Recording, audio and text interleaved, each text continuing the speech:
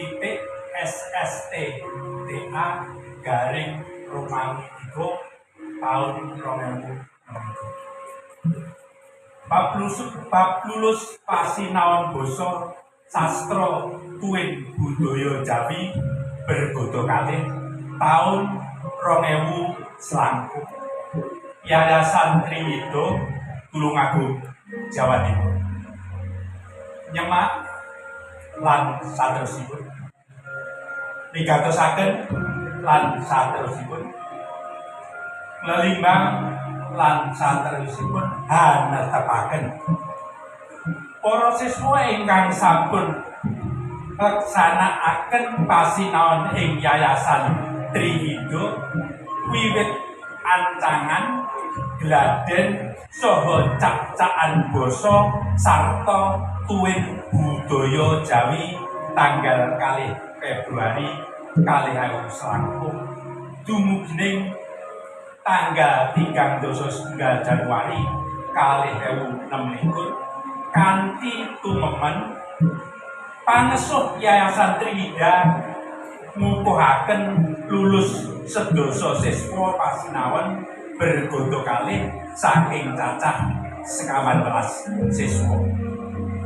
Nama-nama siswa lulus kasebat ing lembar lampiran puniki. Para siswa ingkang sampun dipun pupuhaken lulus lan kawisuda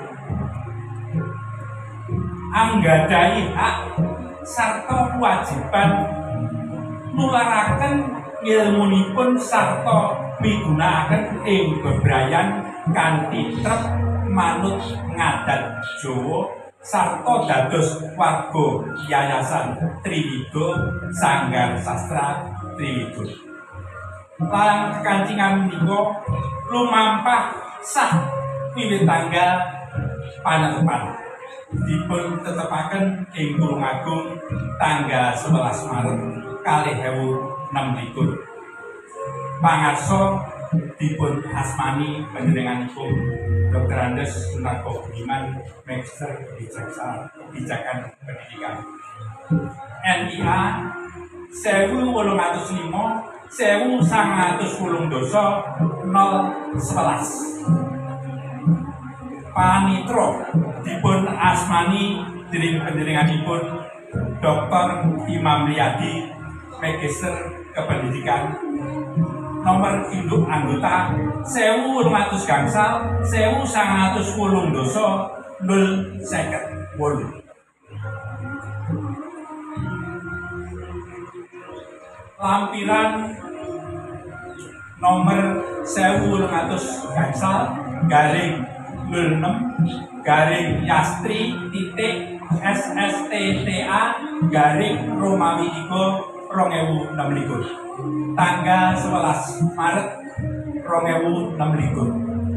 Daftar lulusan pasinaon basa sastra lan budaya Jawi Yayasan Triwido Sanggar Sastra Triwido Tulungagung bergodo kalih tahun 2009. Setunggal nomo jangkep Zakia Muna Rinawan Sarjana Pendidikan papan tanggal Rios Tulungagung 13 Maret 2001 alamat RT 01 RW 01 Tawangsari Kecamatan Kedungwaru Tulungagung ngantos nomor sedoso nami jangkep Muhammad Farhan Ardiansyah papan tanggal Rios Tulungagung 23 September 2009 alamatipun RT 001 RW 00 kali Kerajaan Bendungan Gundang Tulungagung.